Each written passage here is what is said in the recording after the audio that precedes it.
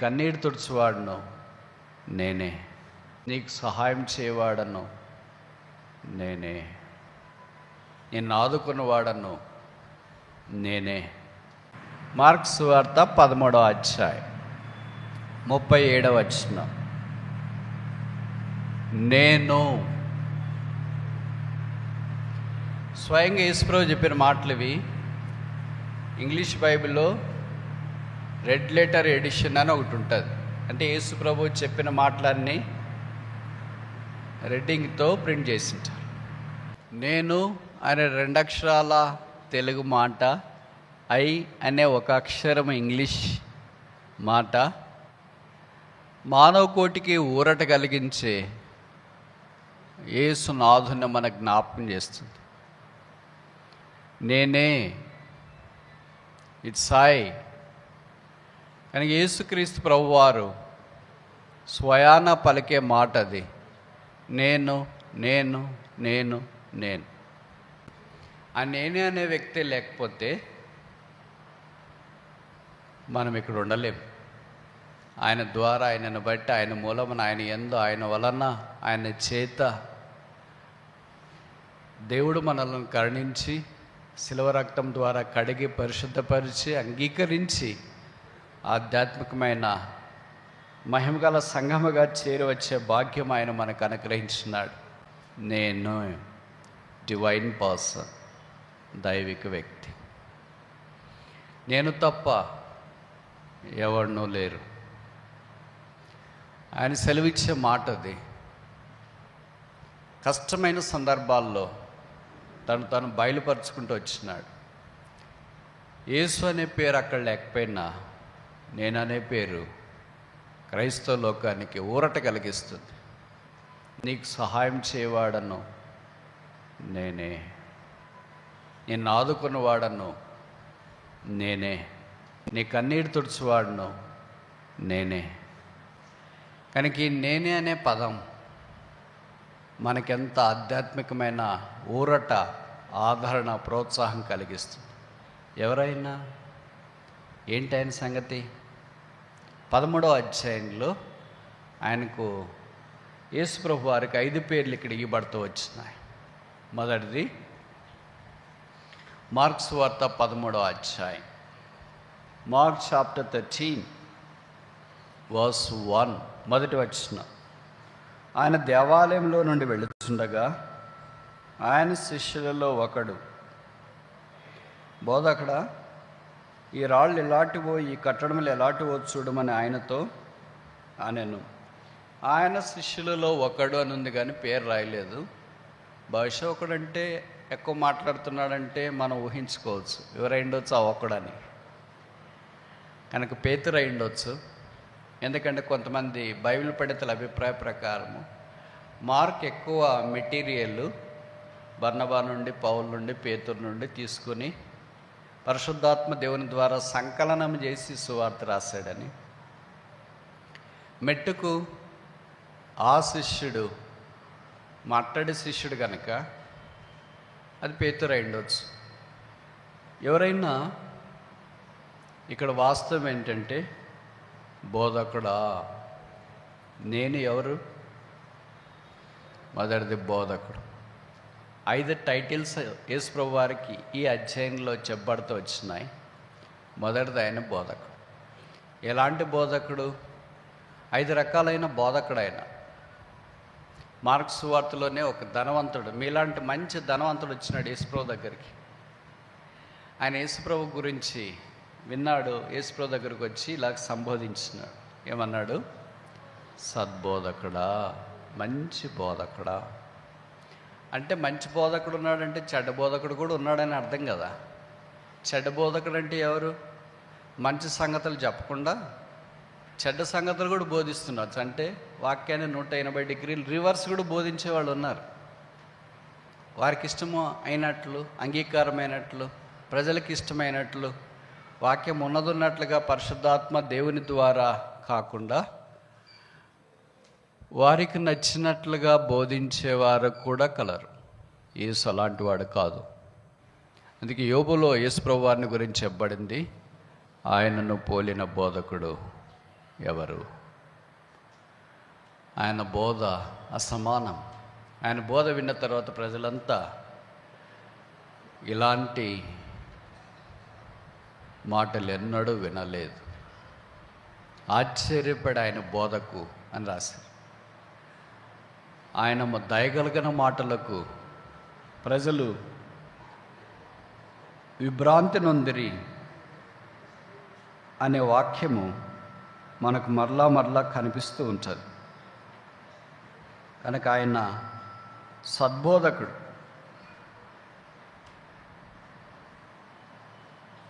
వినేవారికైతే బహుశా బాగానే ఉంటుంది. గుడ్డివాడు కూడా యేసుప్రభు వారి దగ్గరికి వచ్చి బోధకుడా అని సంబోధించినట్లు మార్క్స్ వార్తలు మనం చూస్తాం. 10వ అధ్యాయం 51, మార్క్ చాప్టర్ 10:51.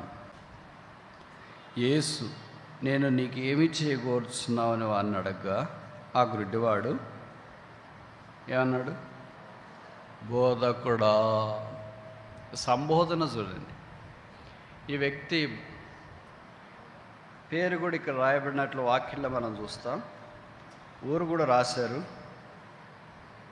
బర్తిమై, తీమై కుమారుడు, ఎరికో పట్టణంలో ఉన్నారు. ఎరికోలో ఉండేదంతా ఇదే టైపే. గుడ్డోళ్ళు, కుంటోళ్ళు, నడ్డోళ్ళు, రోగగ్రస్తులు, దొంగలు, దోచుకునేవారు, ఇదంతా hub. Jericho is a hub for all such people. అలాంటి ఎరికోలోని కూడా యేసుప్రభు వచ్చింది. సాధారణంగా అలాంటి ఊర్లు ఉంటే మనం అవాయిడ్ చేస్తాం, ఆ ఊరికి ఎందుకు లేని. యేసు వారి దగ్గరికి కూడా వచ్చింది. మన దగ్గరికి కూడా యేసుప్రభు వస్తున్నాడు. ఆ దినాన ఆ ఊరు ఒకటి అలాంటిది. బైబిల్ సెలవిస్తుంది, ఈ దినాన మనిషిని హృదయం కూడా అలాంటిదే, శాపగ్రస్తమైనది, గురుడితనం కలిగింది. It doesn't like the light. ఆ ఉదయానికి వెలుగు ఇష్టం ఉండదు, ఆ ఉదయానికి చీకటే కావాలి. ఆ ఉదయానికి పరలోక రాజ్యం ఇష్టం ఉండదు, పాతాళమే కావాలి. ఆ ఉదయానికి ఏసు ఇష్టం ఉండడు, సాతాండే కావాలి. ఆ ఉదయానికి నిత్యజీవం ఇష్టం ఉండదు, మానమే ఇష్టం. ఆ ఉదయానికి పరసంబంధమైన సంగతులు పట్టవు, భూ సంబంధమైన సంగతులే కావాలి. అది యేసుక్రీస్తు ప్రభువారు ఆ ఉదయాన్ని మార్చడానికి భూమి మీదకి వచ్చిన ఆయన సద్బోధకుడు, పైనుండి వచ్చినవాడు. నేను చేయి బోధ నాది కాదు, నన్ను పంపిన వానిదే. కనుక ఆయన పైనుండి దిగి వచ్చిన బోధకుడు, మాస్టర్ అని కొన్ని చోట్ల వాడబడుతూ వచ్చింది ఇంగ్లీష్ వర్షన్లో. నేను ఈజ్ ఎ మాస్టర్. ఆయన సద్బోధకుడు, ఆయన మంచి బోధకుడు, ఆయన పైనుండి దిగి వచ్చినవాడు. ఆయన గుడ్డివాడిని కళ్ళు తెరవటానికి ఇష్టపడినవాడు. ఎరుకో పట్టణంలో ఉన్న మనిషి యొక్క జీవితాన్ని బాగు చేయటానికి వచ్చినవాడు. ఇంకెవరైనా యేసుని అంగీకరించకుండా ఉంటే మరలా మేము జ్ఞాపకం చేస్తున్నాం. శాపగ్రస్తమైన స్థలంలో, హృదయంలో, జీవితంలో, పోరాటంలో ఉన్న నీ దగ్గరికి యేసుప్రభు వస్తున్నాడు. ఆయన ఇక్కడ వేయబడిన ప్రశ్న మనం చూస్తాం కదా, నేను నీకేం చేయాలా? What you want me to do?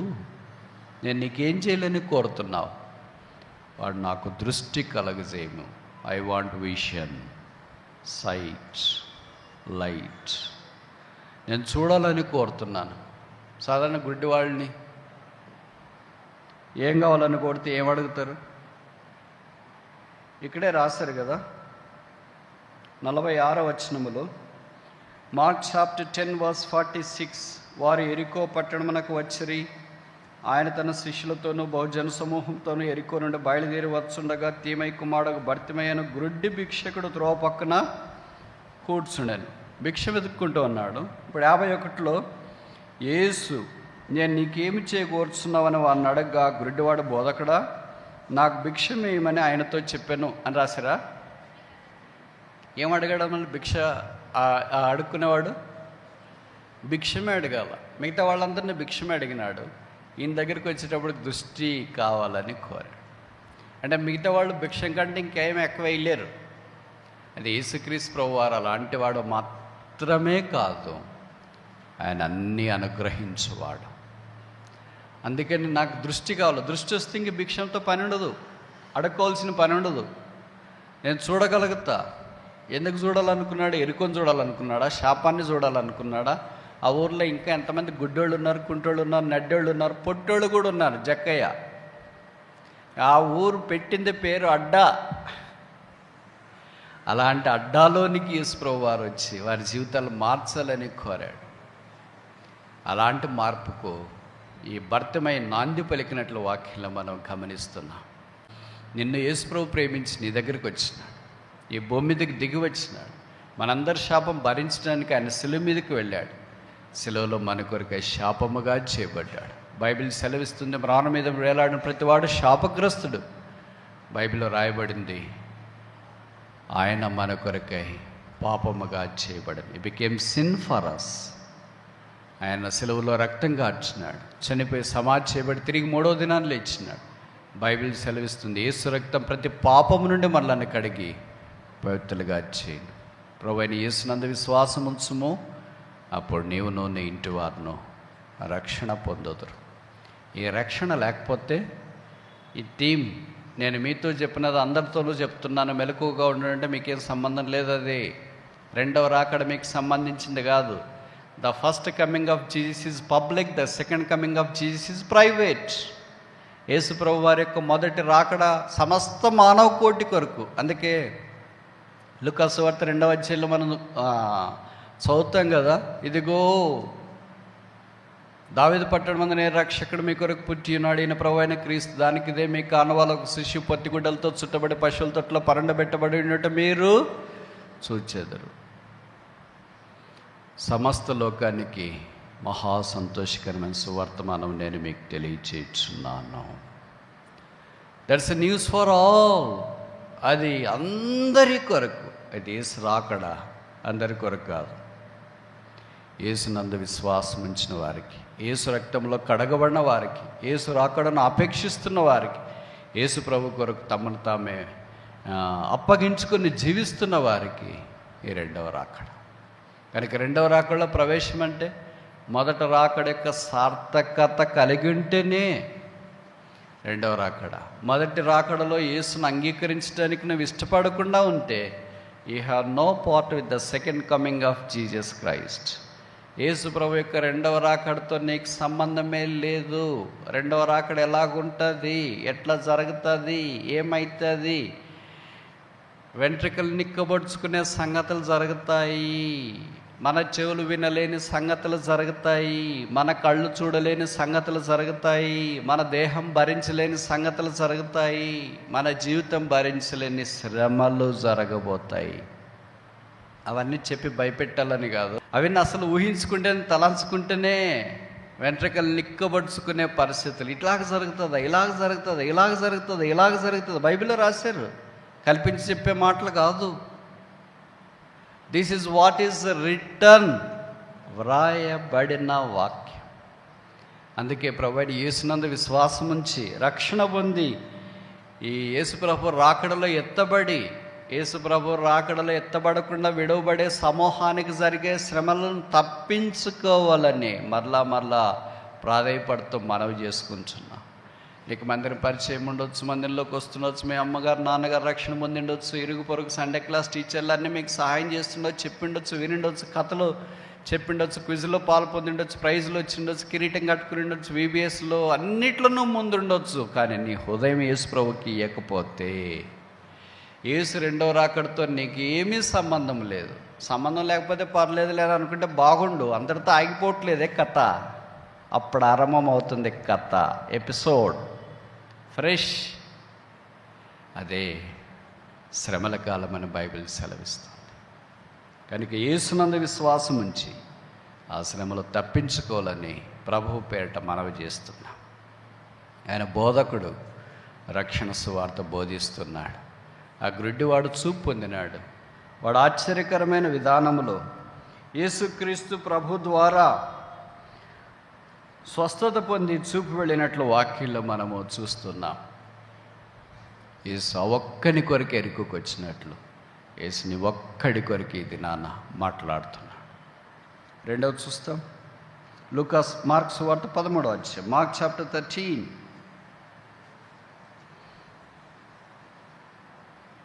verse 26. Mark 13:26. అప్పుడు మనుష్య కుమారుడు మహాప్రభావముతోనూ మహిమతోనూ మేఘారూఢుడై వచ్చుట చూచెదరు. నేను అనే యేసుక్రీస్తు ప్రభువారి నామధేయానికి ఈ 13వ అధ్యాయంలో వాడబడిన 5 బిరుదులు చూడటానికి ఆరంభించినాం. మొదటిది బోధకుడు, మాస్టర్. ఇక రెండవది మనుష్య కుమారుడు, సన్ ఆఫ్ మ్యాన్. ఈ మనుష్య కుమారుడు అనే మాట బైబిల్లో మనకు తరచూ కనిపిస్తుంది. దాదాపు 100 సార్లు ప్రస్తావించబడి ఉంది. మొట్టమొదటి మత్తయి సువార్తలో, కొత్త నిబంధనలో మనకు కనిపిస్తుంది. చూడు, మత్తయి సువార్త మాథ్యూ చాప్టర్ 8వ అధ్యాయము 20వ వచనం. Matthew chapter 8 verse 20. మత్తయి 8:20. అందుకు యేసు, నక్కలకు బొరియలను ఆకాశ పక్షులకు నివాసములు గలవు కానీ మనుష్య కుమారుడు తలవాల్చుకున్నటకైనను స్థలము లేదు. యేసు ప్రభు స్వయంగా తన నోటితో చెప్పిన మాట ఇది. కొండ మీద ప్రసంగ అయిపోయిన తర్వాత దిగి వచ్చేటప్పుడు మాట్లాడుతున్న సందర్భాల్లో చెప్పిన సంగతులు ఇవి. నక్కలకు బొరేలు ఉన్నాయి, ఆకాశ పక్షులకు గూళ్ళు ఉన్నాయి, మనుష్య కుమారుడు తలవాల్చుకోవటానికి స్థలం లేదు. అంటే మనుష్య కుమారుడుగా తాను ఈ లోకానికి పరిచయం చేసుకున్నాడు Yesu. Son of man is a complete man, at the same time complete God man, దైవ సుతుడు. అందుకే యేసు ప్రభు ఇలాగ చేసినాడు కదా అని కొంతమంది మనుషులు ఏమంటున్నాడు, మేము కూడా దేవుళ్ళు అంటున్నారు. We are also gods because Jesus is a man and became god. అట్లా కాదు, జీసస్ మనుషుడైంటి దేవుడు కాలేదు. This where the logic. ఈ చిన్న లాజిక్ మిస్ అవుతుంది లోకం. Jesus is god and became man. దేవుడైండి మనుషుడయ్యాడు, మనుషుడైండి దేవుడు కాలే. ఇప్పుడు లోకం ఏం చేస్తుందంటే మనుషులు అయ్యిండి దేవుడు కావాలని ట్రై చేస్తుంది. అందుకనే రకరకాలవన్నీ వెలిసినాయి. తెలంగాణలో కూడా విస్తారంగా కనిపిస్తూ ఉంటాయి. దేవుళ్ళని చెప్పుకునేవారు, పిలువబడేవారు రకరకాల విధానములో తమను తాము అప్పగించుకోవడానికి లేదా ప్రజలు ఆకర్షించడానికి చేసే ప్రయత్నాలు మనం చూస్తుంటాం. No man can ever become God, only God can become man, and that is Jesus Christ. ఏ మనుషుడు దేవుడు కాలేడు, దేవుడు మనుషుడయ్యాడు. అది చరిత్రలో ఒకేసారి జరిగింది. ఆయన పేరే యేసు. ఆ మనుష్య కుమారుడైన యేసుక్రీస్తు ప్రభువారు ఆయన తలవాల్చుకోవటానికి భూమి మీద స్థలం లేదు, కానీ ఆయన తలవాల్చుకోవటానికి సిలువలో స్థలం దొరికింది. ఆ సిలువ మానవ కోటి ఆశీర్వాదమునకు ఆధ్యాత్మికంగా మార్చబడింది. మనుష్య కుమారుడు యొక్క ఆరంభం, నో ప్లేస్. మనుష్య కుమారుని యొక్క ముగింపు ఆఖరికి ఎక్కడ రాశారు? Revelation chapter 14 verse 14. ప్రకటన 14. ప్రకటన 14. Revelation chapter 14 verse 14. మరియు నేను చూడగా ఇదిగో తెల్లని మేఘం కనబడెను, మనుష్య కుమారుని పోలికొకడు ఆ మేఘం మీద ఆసీనుడై ఉండెను. ఈయన దృశ్యం ఇక్కడ భిన్నంగా కనిపిస్తుంది. ఆసీనుడయ్యాడు. ఆసీనుడు అనే మాట అరుదుగా వాడతాం. మామూలుగా మనం తెలుగులో ఈ భాషకున్న లేదా ఈ పదానికున్న అర్థం ఏంటంటే ఇది రాజులకు మాత్రమే వాడేది, ఆసీనులగుట.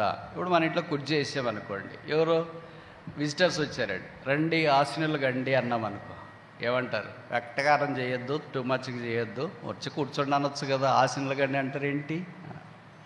కనుక ఆసీనుడు అనేమాట మనం అందరికి వాడటానికి వీల్లేదు. వచ్చి కూర్చోండి అని చెప్పవచ్చు, ఇక్కడ నిలబడండి అని చెప్పవచ్చు. కానీ ఆసీనులో ఉండి it's exclusive word for king. ఆయన పేరే యేసు. మొదటిసారి మనుష్య కుమారుడని ప్రస్తావించబడిన దగ్గర he has no place to lay down his head. అటు ఆఖరిసారిగా ఆయన గురించి ప్రస్తావించబడిన స్థలంలో is a throne to sit upon. ఆయన కూర్చుండటానికి ఆయనకి సింహాసనం ఉంది. This a travels from no place to the throne. స్థలము లేని ప్రయాణము ఆరంభించి, అంటే ఆరంభం అక్కడుండి సింహాసనం దాకా ఈ ప్రయాణం సాగింది. That is the travels of the Christ of Jesus. లోకరక్షకుడని యేసు యొక్క ప్రయాణ మార్గం అది. ఈ మధ్యలో మనం తారసపడ్డాం, మనం ఆయన్ని అంగీకరించాం, మనం ఆయన శిలువ ద్వారా రక్షణార్థమైన వెలుగులోనికి తీసుకురాబడ్డా. ఇప్పుడు ఆ మనుష్య కుమారుని పోలినవాడు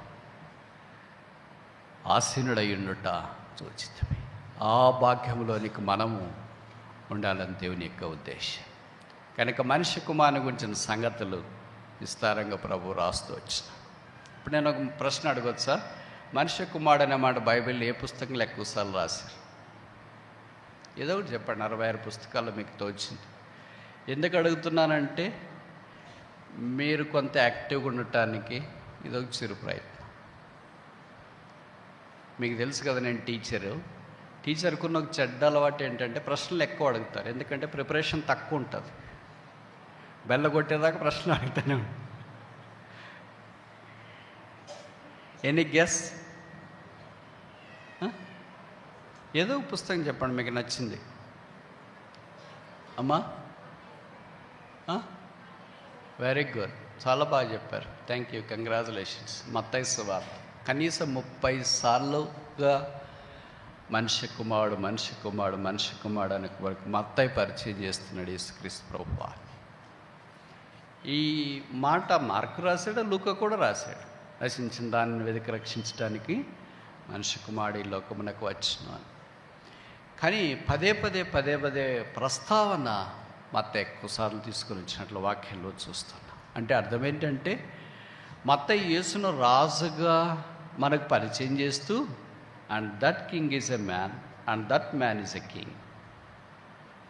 ఆ రాజు మనిషి, ఆ మనిషే రాజు. అందుకని మొదట ఆయన మనిషి కుమారుడిగా పరిచయం చేయకమునుపు ప్రపంచానికి ఆయన రాజుగా పరిచయం చేశాడు. మత్తయి 2వ అధ్యాయంలో మనం చూస్తాం కదా, 3వ వచనమేనా, యూదుల రాజుగా పుట్టినవాడు ఎక్కడ? Where is he that is born king of Jews for we came to worship him. యూదుల రాజుగా పుట్టిన వానిని మేము ఆరాధింపవచ్చు. ఆ రాజును మనం ఓ దినాన్ని కళ్ళారా చూస్తాం. ఆ రాజు సింహాసనం దగ్గర మనం ఓ దినాన్ని ఉండబోతున్నాం. ఆ రాజుతో పాటు మనం సదాకాలం ఉంటాం. అదే గొప్ప రాజ్యం. ఆ రాజ్యం కొరకే ఎదురు చూస్తున్నాం, కనిపెట్టుకొని ఉన్నాం. ఆ రాజ్యంలో ప్రవేశించాలని ఆశతో తనవి తీరా కోరుకుంటూ ఉన్నాం. ఆ రాజ్యానికి రాజు యేసు ప్రభు. ఆ రాజ్యానికి పేరు పరలోక రాజ్యం. ఆ రాజ్యంలో ఉన్న ప్రజలు ఆ రాజును అంగీకరించి రాజరికంలోనికి వచ్చిన వారు. 3వ చూస్తామా? మార్కు సువార్త 13వ అధ్యాయం. Mark chapter 13.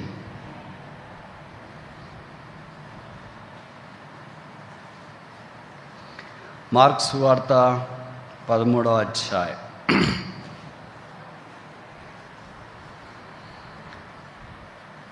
వర్స్ 32. మార్క్ 13:32. ఆ దినమును గూర్చియు ఆ గడియను గూర్చియు తండ్రి తప్ప ఏ మనుష్యుడైనను, పరలోకమందుల దూతలైనను, కుమారుడైనను ఎరగరు. ఆయన మన కుమారుడుగా ఇక్కడ పరిచయం చేస్తున్నాడు. Is a sun. ఏ కుమారుడైనా చెప్పండి, ఒక 5 పేర్లు చెప్పండి. మీకు నచ్చిన పేర్లు చెప్పండి. ఏ కుమారుడైనా. జ్యేష్ఠ కుమారుడు, వెరీ గుడ్, చాలా బాగా చెప్పారు. ఇంత బాగా చెప్తారని తెలియదే. ఇంకా ప్రియ కుమారుడు, వెరీ గుడ్. ఈయన నా ప్రియ కుమారుడు, ఈయన యందు నేను ఆనందించున్నాను, ఈయన మాట వినడి, వెరీ గుడ్. ఇంకా అమ్మా అద్వితీయ కుమారుడు, begotten son, the only son, very good, చాలా బాగా చెప్పారు. ఇంకా ఇవన్నీ మనం ఏరుకుంటే ఆయన కుమారత్వములో manifold sonship of Jesus Christ, Yesu ప్రభు యొక్క కుమారత్వాన్ని గురించి పరిశుద్ధాత్మ దేవుడు వివిధ కోణాలలో మనకు ఆయన పరిచయం చేస్తున్నాడు. కనుక ఆయన జ్యేష్ఠ కుమారుడు, అద్వితీయ కుమారుడు, ఏకైక కుమారుడు, జనదైక కుమారుడు, ఇంకా అద్వితీయ ఇందాక చెప్పామ్మా, థ్యాంక్ యూ. ప్రియకుమారుడు కూడా చెప్పేశాం. ఈశ్వరులు మనకున్న నైజం ఏంటంటే చెప్పినవే వస్తుంటాయి. అందుకే పిల్లలు కూడా ఎగ్జామ్ రాసేటప్పుడు పైన రాసిన జవాబే కింద కూడా రాస్తుంటారు. ఎందుకంటే సార్కి ఇది కనపడదులే అని. మళ్ళీ నెక్స్ట్ పేజీలో వచ్చే వరకు ఏం రాశారు అంటే అదే రాశాను. రిపిటేషన్. ఓకే, ఈశ్వరులు 9:6 మనం చూస్తాం కదా, ఏలైనగా మనకు శిశువు పుట్టెను, కుమారుడు అనుగ్రహించబడను. ఏ కుమారుడు? మీ అందరికి పరిచయం అని ఒక మాట ఉంది కదా, మర్చిపోయారా? అది ఇందాక చెప్పాను కదా. Very good. మనుష్య కుమారుడు. ఇంకే కుమారుడు? దావీదు కుమారుడా నన్ను కరుణించని కేకలేసి, ఈజ్ సన్ ఆఫ్ డేవిడ్. దావీదుకి ఇవన్నీ కుమారత్వములో ఉన్న manifold directions a person of Jesus Christ. ఒక కుమారుడు అని అంటే అర్థం వారసుడు, దేవుని పిల్లలు. రోమా 8లో చెప్పబడింది కదా, మనం కుమారులమైతే ఇఫ్ వీఆర్ చిల్డ్రన్, సన్స్.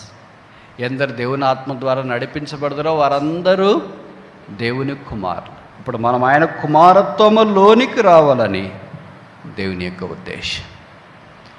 ఇప్పుడు వాళ్ళని మిమ్మల్ని అడిగారు బయటికి పోయిన తర్వాత, ఎవరు అబ్బాయి మీరు అని. ఏం చెప్తారు మీరు? ఎవరి కొడుకు నువ్వు అన్నారు నేరుగా. ఏం చెప్తారు? మీ నాన్నగారి పేరు అమ్మగారి పేరే చెప్తారు, అంతేనా? పాతకాలంలో అంటే ఒక 20-30 ఏళ్ల క్రితం భక్సింగ్ గారు ఆయన పనివారు ఎంత యాక్టివ్గా ఉండేటప్పుడు ఏం చెప్పేవాళ్ళు తెలుసా? మన భాష వాళ్ళకి అర్థం కాక మైండ్ చెదిరిపోయి అరగడ్డకు పోయేవాడు. ఎవరు కొడుకు మీరంటే యేసుప్రభు కొడుకు. ఎవరి మీద అంటే పరలోకం. ఏం చేస్తుంటే సువార్త ప్రకటిస్తుంది. ఎందుకు వచ్చినారు ఇక్కడికి? సొంతకు వచ్చినాం. ఎప్పుడు పోతారంటే ఎప్పుడు పిలిస్తే అప్పుడు పోతాం. ఈ 5-10 ప్రశ్నలకి పక్కన వాళ్ళు ఎదురుగోళ్ళు అడిగితే వీళ్ళు చెప్పే జవాబులకి వాళ్ళకి మైండ్ బ్లాంక్ అయిపోయి ఇంత మనం మాట్లాడకూడదురా అని అనుకునేవాళ్ళు. మాట్లాడిన తర్వాత మళ్ళీ మనకి మెంటల్ వస్తుందని అనుకునేవాళ్ళు. ఇప్పుడు మనకు ఆ భాష లేదు. అప్పుడు ఆ భాష ఎందుకు వచ్చిందంటే వాళ్ళు అట్లా జీవించినారు. హృదయంలో ఉన్నదాన్ని బట్టి నోరు మాట్లాడుతుంది. వారు భూమి మీద పరదేశులమని యాత్రికమని ఎరిగి ఆ రాజ్యం కొరకు వారు జీవించినారు. మీరు చెప్తారేమో కదా, చెప్పి చూడండి ఒకసారి. అట్లా ఎవడన్నా మీ కొలీగ్స్కో జూనియర్స్కో లోకస్తులైన వాళ్ళకి చెప్పి చూడండి. ఎక్కడ పని చేస్తున్నారు బ్రదర్ అంటే చెప్పండి, పరలోక రాజ్యంలో ద్రాక్ష తోటలో అని. ఎంత ఇస్తారంటే కూలి యజమానికి నచ్చినంత ఇస్తాడని చెప్పండి. ఎంతమంది మీరు ఇంట్లోనంటే లెక్కలేనంతమంది అని చెప్పండి. ఏం తింటారంటే పైనుండి వచ్చేది తింటామని చెప్పండి.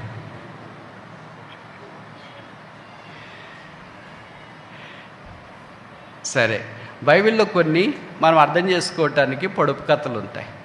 చెప్పనా? నేను పరలోకం నుండి వచ్చినాను, 40 ఏళ్ళు ఉన్నాను, తర్వాత అదృశ్యమయ్యాను. నా పేరు ఏంటి? వెరీ గుడ్, చాలా బాగా చెప్పారే. కనుక నా పేరు మన్నా. నేను పైనుండి దిగి వచ్చిన, గుండ్రంగా ఉన్నా, తెల్లగా ఉన్నా, తేనె వలె ఉన్నా, మధురంగా ఉన్నా, కొత్తిమీర గింజలాగా ఉన్నా. 40 ఏళ్ళు నేను భూమి మీద సంచరించిన, ఆ తర్వాత నేను అదృశ్యమే. నా పేరేమన్నా. యేసుక్రీస్తు ప్రభువారే దైవ కుమారుడు, ఆయనే జీవాహారం. Is the bread of life. అందుకే బైబిల్లో రాయబడింది, ఇశ్రాయేలీయులు మన్నా తిన్నారు. మనమైతే పైనుండి దిగి వచ్చి 40 ఏళ్ళు ఉన్న మన్నా కాదు, మన్నా కంటే గొప్పవాడని యేసుక్రీస్తు ప్రభువారు. అందుకే ప్రభు అన్నాడు, నా శరీరం తిన్న రక్తం త్రాగువాడు నిత్యజీవం గలవాడు, అంతేనా నేను వాడిని లేపు. మన్నా తిన్నవాళ్ళు చనిపోయారు, అయితే యేసును తిని త్రాగేవారు తిరిగేవారు లేపడతారు. They shall be resurrected. నేనే 3 విషయాలు చూసినాం. ఎవరు నేను? బోధకుడిని. Divine person is a divine master. రెండవది, divine person is a divine son of God. దైవకుమారుడు, ఆయన మనిషి కుమారుడు. మూడవది, divine person is the son, కుమారుడు. కుమారుడైతే వారసుడు, దేవుని వారసుడు. 4 చూస్తామా? మార్కు 13. 34. Mark chapter 13 verse 34. మార్కు 13:34. ఒక మనుష్యుడు తన దాసులకు అధికారమిచ్చి ప్రతివానికి వాని పని నియమించి మెలకుగా నుండమని ద్వారపాలకునికి ఆజ్ఞాపించి ఇల్లు విడిచి దేశాంతరం పోయినట్లే ఆ కాలము ఉండదు. ఆయన ఎవరు? మనుష్యుడు. Is a man, complete man, perfect man. ఆయన రక్త మాంసములు కలిగిన వాడు, అయితే మనవలే పాపము లేనివాడు, పాపం ఎరగనివాడు, పాపము చేయనివాడు, పాపము చూడనివాడు. ఆయనలో ఏ పాపము లేదు. ఈ మనుష్యుడు అని బైబిల్లో రాయబడింది. This man. యేసును కొంతమంది ఈ మనుషుడు అప్పుడే చనిపోయాడా, ఈ మనుషుడు మా వరకు వస్తున్నారు రాలేదా? యేసును వాళ్ళు మనుషులుగా గుర్తించిన. మంచిదే, మిగతా మనుషుల కంటే ఆయన భిన్నమైన మనిషి. పిలాతు భార్య ఆయనకు వర్తమానం పంపించేటప్పుడు ఆ నీతిమంతుని జోలికి పోవద్దు, ఆ మనుషుడు నీతిమంతుడు. ఆ లోకంలోని మనుషులందరికీ ఆ మనుషునికి తేడా ఇదే. లోకంలో మనుషులందరూ ఏమైపోయారు? రోమపత్రిక ప్రకారము నీతిమంతులు లేడు, ఒక్కడనూ లేడు, అందరినూ త్రోవ తప్పి డాష్. అయితే ఈ మనుషుడు ఏంటంటే నీతిమంతుడు ఒకే ఒక్కడు, త్రోవైన వాడు ఒకే ఒక్కడు, దేవుని యొద్దకు తీసుకునేవాడు వెళ్ళేవాడు ఒకే ఒక్కడు. ఆయన పేరే యేసుక్రీస్తు అనే మనుష్యుడు. మనుష్యుడని ఇక్కడ వాడబడుతూ వచ్చింది. మీరు ఎందుకు చెప్తున్నారు మనుష్యుడు అంటే? మన బైబిల్లో రాస్తారు 25:14. Matthew chapter 25 verse 14. పరలోక రాజ్యము ఒక మనుష్యుడు దేశాంతరమునకు ప్రయాణమై తన దాసులను పిలిచి తన ఆస్తిని వారికి అప్పగించినట్లుండును. ఈ మనుష్యుడే యేసుప్రభు అని మనకు తెలుసు. ఆ దాసులకు అప్పగించిన సంగతి మత్తయి వివరంగా రాశాడు, మార్కు క్లుప్తంగా రాశాడు. మార్కు బహుశా మ్యాథమెటిక్స్ బాగా వస్తాయేమో, అందుకే అన్ని సింప్లిఫై చేసినాడు. మత్తయి మా మాదిరి సైన్స్ స్టూడెంట్ ఏమో ఎక్కువ తక్కువ రాసేసాడు.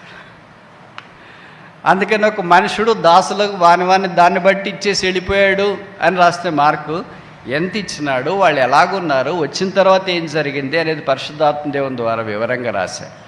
ఇప్పుడు నేనే అనే డివైన్ పర్సన్ గురించి మనం కొంత నేర్చుకోవటానికి పూనుకున్నాం.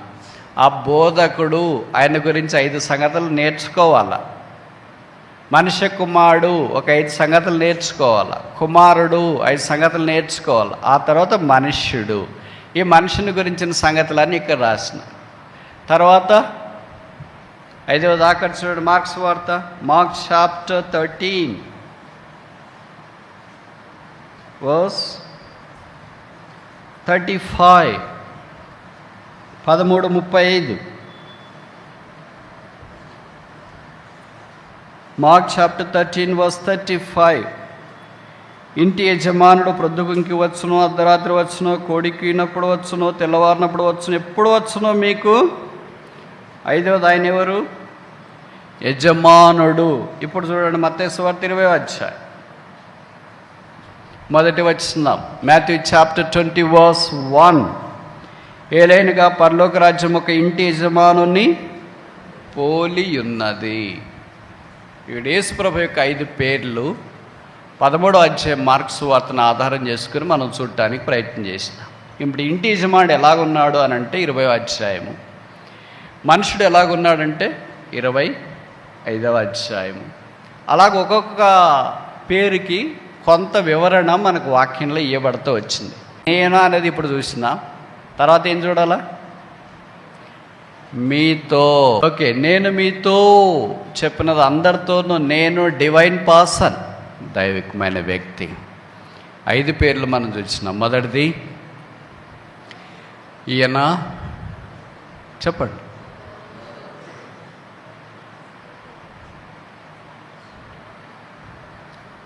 ఎవరైనా ఈయన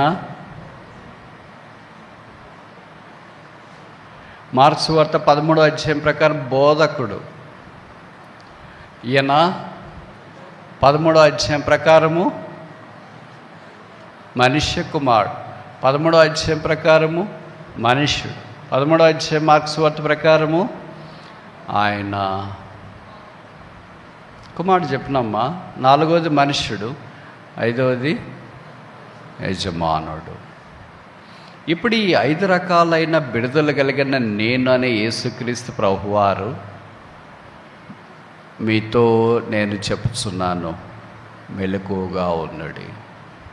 ఆ యజమానుడు ఎలాంటి పని అప్పగించినాడు, ఆ మనుష్యుడు ఎలాంటి బాధ్యతలు అప్పగించినాడు, ఆ కుమారుడు ఎలాంటి స్థానంలో ఉన్నాడు, ఆ మనిషి కుమారుడు ఎలాగో మనకు కృప చూపిస్తూ వచ్చినాడు, ఆ బోధకుడు మనకి ఎలాగో బోధిస్తూ వచ్చినాడు.